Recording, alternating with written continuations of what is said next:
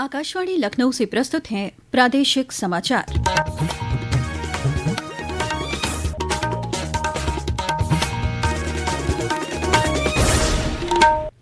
मुख्य समाचार। केंद्रीय मंत्रिमंडल की बैठक में आज केंद्रीय कर्मियों के लिए 2% महंगाई भत्ता बढ़ाने का प्रस्ताव पारित। इलेक्ट्रॉनिक्स उपकरण विनिर्माण योजना को भी मिली मंजूरी। मुख्यमंत्री योगी आदित्यनाथ ने आज लखनऊ में विकसित भारत युवा संसद महोत्सव को किया संबोधित। कहा, जीवन के हर क्षेत्र में नेतृत्व गुण विकसित कर रही है युवा संसद की पहल। प्रदेश भर में आज शांतिपूर्वक संपन्न हुई अलविदा की नमाज। ईद और नवरात्रि पर यात्रियों की सुविधा के लिए उत्तर रेलवे ने शुरू किया विशेष ट्रेनों का संचालन। और अयोध्या में कल से शुरू होगा रामनवमी मेला। सुरक्षा और यातायात व्यवस्था के किए गए पुख्ता इंतजाम। घाटों पर जल पुलिस रहेगी मुस्तैद। नमस्कार, प्रदेश के समाचारों के साथ मैं मोनिका चौहान। और अब समाचार विस्तार से। प्रधानमंत्री नरेंद्र मोदी की अध्यक्षता में आज हुई केंद्रीय मंत्रिमंडल की बैठक में केंद्र सरकार ने केंद्रीय कर्मियों के लिए महंगाई भत्ते में 2% बढ़ोतरी को मंजूरी दे दी है। इस बढ़ोतरी के बाद केंद्रीय कर्मचारियों और पेंशन भोगियों का महंगाई भत्ता और महंगाई राहत 53% से बढ़कर 55% हो जाएगा। नई दिल्ली में संवाददाताओं को जानकारी देते हुए सूचना और प्रसारण मंत्री अश्विनी वैष्णव ने कहा कि ये इस वर्ष की 1 जनवरी से लागू होगा। इससे केंद्र सरकार के 48,66,000 कर्मचारियों और 66,55,000 पेंशन भोगियों को लाभ होगा। इसके अलावा देश में इलेक्ट्रॉनिक वस्तुओं के विनिर्माण को बढ़ावा देने और इलेक्ट्रॉनिक्स आपूर्ति श्रृंखला को मजबूत करने के लिए इलेक्ट्रॉनिक्स उपकरण विनिर्माण योजना को मंजूरी दी गई। श्री वैष्णव ने कहा कि इलेक्ट्रॉनिक्स उपकरण विनिर्माण योजना के लिए 22,000 करोड़ रुपए से अधिक की वित्तीय मदद की जाएगी। उन्होंने कहा कि इससे 91,000 से अधिक प्रत्यक्ष रोजगार और कई अप्रत्यक्ष रोजगार के अवसर पैदा होंगे। श्री वैष्णव ने कहा कि सरकार ने इस वर्ष के खरीफ सीजन में किसानों को किफायती दरों पर फास्फेटिक और पोटेशियक उर्वरक उपलब्ध कराने की भी मंजूरी दी है। डीएपी का प्राइस 1350 रुपए पर 50 केजी बैग रहे, इसके लिए भारत सरकार 37,216 करोड़ रुपीस की सब्सिडी का भार सहन करेगी। इससे करोड़ों किसानों को इसका बेनिफिट मिलेगा। इस खरीफ सीजन का एस्टिमेट है 180 लाख मेट्रिक टन का टोटल एस्टिमेटेड कंजम्पशन होगा इस खरीफ सीजन में, और 37,216 करोड़ का इसका सब्सिडी का बिल रहेगा। मुख्यमंत्री योगी आदित्यनाथ ने मंत्रिमंडल के फैसलों के लिए प्रधानमंत्री नरेंद्र मोदी का आभार जताया है। मुख्यमंत्री ने सोशल मीडिया पोस्ट में कहा कि इलेक्ट्रॉनिक्स उपकरण विनिर्माण योजना से रोजगार के अवसर पैदा होंगे और किफायती दरों पर उर्वरक उपलब्ध होने से प्रदेश के करोड़ों किसानों को इसका लाभ मिलेगा।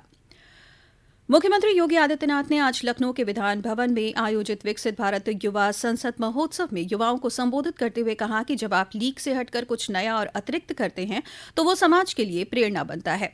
मुख्यमंत्री ने प्रदेश के विभिन्न जनपदों से आए 240 युवाओं का स्वागत किया।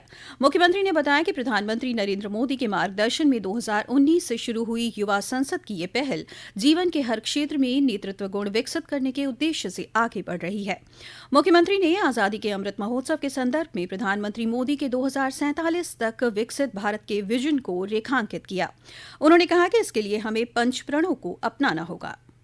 अमृत महोत्सव वर्ष में प्रधानमंत्री मोदी जी ने देशवासियों के सामने रखा था, एक विजन रखा था, एक विजन डॉक्यूमेंट 25 वर्ष का, कि देश जब 2047 में अपनी आजादी का शताब्दी महोत्सव मना रहा होगा, 100 साल की यात्रा अपनी पूरी कर रहा होगा आजादी की, तब कैसा भारत चाहिए? एक विकसित भारत। विकसित भारत की उस परिकल्पना को साकार करने के लिए हमारे स्तर पर क्या प्रयास होने चाहिए? हमारे स्तर पर प्रयास होने हैं हर नागरिक के लिए पंच प्रण की बात प्रधानमंत्री मोदी जी ने की। अलग अलग क्षेत्र में जो 5 प्रण प्रधानमंत्री मोदी जी ने आजादी के अमृत महोत्सव वर्ष में देशवासियों को दिलाए थे, वे पंच प्रण इसके आधार बनेंगे। ये महोत्सव युवा कार्यक्रम एवं खेल मंत्रालय भारत सरकार के तत्वावधान में आयोजित किया गया।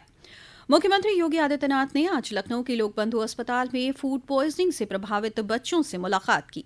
इस दौरान उन्होंने अस्पताल में भर्ती सभी बच्चों से उनका हालचाल जाना, साथ ही डॉक्टर्स और अधिकारियों को बच्चों का सुचारू रूप से इलाज करने का निर्देश दिया। उन्होंने बच्चों को स्वास्थ्य के अनुसार भोजन उपलब्ध कराने के भी निर्देश दिए। बीते दिनों रात के भोजन के बाद लखनऊ के मुहान रोड स्थित एक संस्था के करीब 70 बच्चों की तबीयत बिगड़ गई थी, जिसमें से 4 बच्चों की मौत हो गई थी। राज्यपाल आनंदीबेन पटेल ने आज डॉक्टर राम मनोहर लोहिया अवध विश्वविद्यालय अयोध्या में आयोजित एक कार्यक्रम में आंगनबाड़ी केंद्रों को सशक्त बनाने के लिए विभिन्न संसाधन सामग्रियों का वितरण किया। राज्यपाल ने 144 आंगनबाड़ी कार्यकर्त्रियों को नियुक्ति पत्र सौंपे और कहा कि महिलाओं और बच्चों के पोषण और स्वास्थ्य को सुनिश्चित करने में आंगनबाड़ी कार्यकर्त्रियों की भूमिका अत्यंत महत्वपूर्ण है। प्रदेश के जल शक्ति मंत्री स्वतंत्र देव सिंह ने आज लखनऊ में नमामि गंगे एवं ग्रामीण जलापूर्ति विभाग के स्वच्छ सुजल महाकुंभ सेवा सम्मान 2025 के कार्यक्रम में जल समाधान पोर्टल का उद्घाटन किया। इस पोर्टल की मदद से आमजन को विभागीय जानकारियां प्राप्त करने में सहूलियत होगी। इसके माध्यम से ग्रामीण क्षेत्र में जलापूर्ति की जानकारी के अलावा toll free number, QR code, नए कनेक्शन को जोड़ने के लिए नंबर और किसी भी प्रकार की शिकायतों से जुड़ी जानकारी को साझा किया गया है। ये समाचार आप आकाशवाणी लखनऊ से सुन रहे हैं। ताज़ा समाचार जानने के लिए आप हमारी वेबसाइट newsonair.gov.in पर लॉग इन कर सकते हैं। इसके साथ ही आप प्रादेशिक समाचारों का ये बुलेटिन हमारे YouTube channel news on AIR Lucknow पर भी सुन सकते हैं। प्रदेश भर में माह रमजान के आखिरी जुमा यानी अलविदा की नमाज आज शांतिपूर्वक संपन्न हो गई। इसको लेकर राज्य भर में हाई अलर्ट था। लखनऊ के ऐशबाग ईदगाह के इमाम खालिद रशीद फरंगी महली ने बताया कि नमाज के बाद नमाजियों ने मुल्क की तरक्की और देश में अमन की दुआ की।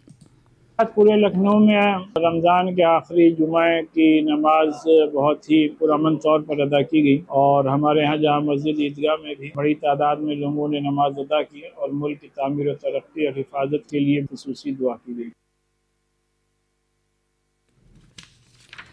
उत्तर रेलवे ईद और नवरात्र के अवसर पर यात्रियों की सुविधा के लिए कई विशेष ट्रेनों का संचालन कर रहा है। इसकी जानकारी देते हुए उत्तर रेलवे के मुख्य जनसंपर्क अधिकारी हिमांशु शेखर उपाध्याय ने बताया कि रेलवे की इस सुविधा से यात्रियों को आने जाने में सहूलियत होगी। उत्तर रेलवे द्वारा आगामी लंबे वीकेंड, नवरात्रि तथा ईद के अवसर पर यात्रा करने वाले यात्रियों को अतिरिक्त सुविधा देने के लिए दिल्ली क्षेत्र से विभिन्न स्पेशल ट्रेन का परिचालन किया जा रहा है, जिसमें मुख्य रूप से आनंद विहार टर्मिनल से भागलपुर, दिल्ली से सहरसा तथा कटिहार के लिए तथा नई दिल्ली से जयनगर के लिए अनरिजर्व स्पेशल ट्रेन का परिचालन किया जा रहा है तथा पुरानी दिल्ली से लखनऊ के लिए रिजर्व स्पेशल ट्रेन का परिचालन किया जा रहा है। चैत्र नवरात्र को लेकर उत्तर प्रदेश परिवहन निगम ने वाराणसी परिक्षेत्र में 70 अतिरिक्त बसों को चलाने का फैसला किया है।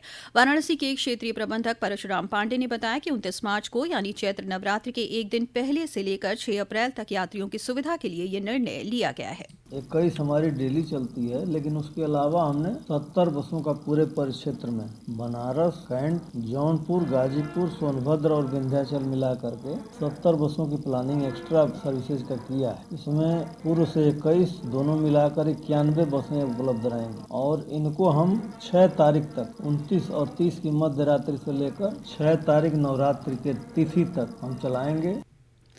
अयोध्या में कल से रामनवमी मेले की शुरुआत हो जाएगी। श्री राम जन्मभूमि मंदिर में 6 अप्रैल को भव्यता के साथ रामनवमी मनाई जाएगी। श्री राम जन्मभूमि तीर्थ क्षेत्र ट्रस्ट और प्रशासन ने श्रद्धालुओं की भीड़ के मद्देनजर तैयारी पूरी कर ली है। अयोध्या रेंज के IG प्रवीण कुमार ने बताया कि रामनवमी को लेकर यातायात प्रबंधन की पूरी व्यवस्था की गई है।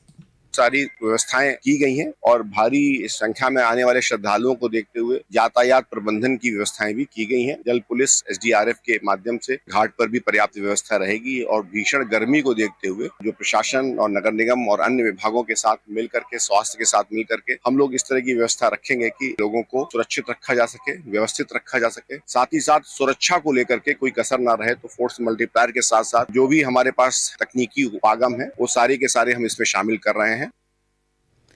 चेन्नई में IPL क्रिकेट में आज रॉयल चैलेंजर्स बेंगलुरु का मुकाबला चेन्नई सुपर किंग्स से हो रहा है। पिछले मैच में चेन्नई ने मुंबई इंडियंस को और बेंगलुरु ने वर्तमान चैंपियन कोलकाता नाइट राइडर्स को हराया था। प्रदेश के कई जिलों में सामान्य से अधिक तापमान दर्ज किया गया है। प्रयागराज और हमीरपुर में हीट वेव की स्थिति रही, जबकि वाराणसी, सुल्तानपुर और फुर्सतगंज में गर्म दिन दर्ज किया गया। मौसम विभाग ने अगले 48 घंटों में मौसम शुष्क रहने की संभावना जताई है। और अब अंत में मुख्य समाचार एक बार फिर। केंद्रीय मंत्रिमंडल की बैठक में आज केंद्रीय कर्मियों के लिए 2% महंगाई भत्ता बढ़ाने का प्रस्ताव पारित। इलेक्ट्रॉनिक्स उपकरण विनिर्माण योजना को भी मिली मंजूरी। मुख्यमंत्री योगी आदित्यनाथ ने आज लखनऊ में विकसित भारत युवा संसद महोत्सव को किया संबोधित। कहा, जीवन के हर क्षेत्र में नेतृत्व गुण विकसित कर रही है युवा संसद की पहल। प्रदेश भर में आज शांतिपूर्वक संपन्न हुई अलविदा की नमाज। ईद और नवरात्रि पर यात्रियों की सुविधा के लिए उत्तर रेलवे ने शुरू किया विशेष ट्रेनों का संचालन। और अयोध्या में कल से शुरू होगा रामनवमी मेला। सुरक्षा और यातायात व्यवस्था के किए गए पुख्ता इंतजाम। घाटों पर जल पुलिस रहेगी मुस्तैद। इसी के साथ प्रादेशिक समाचारों का ये बुलेटिन समाप्त हुआ। अगला बुलेटिन रात 8 बजे FM पर प्रसारित किया जाएगा।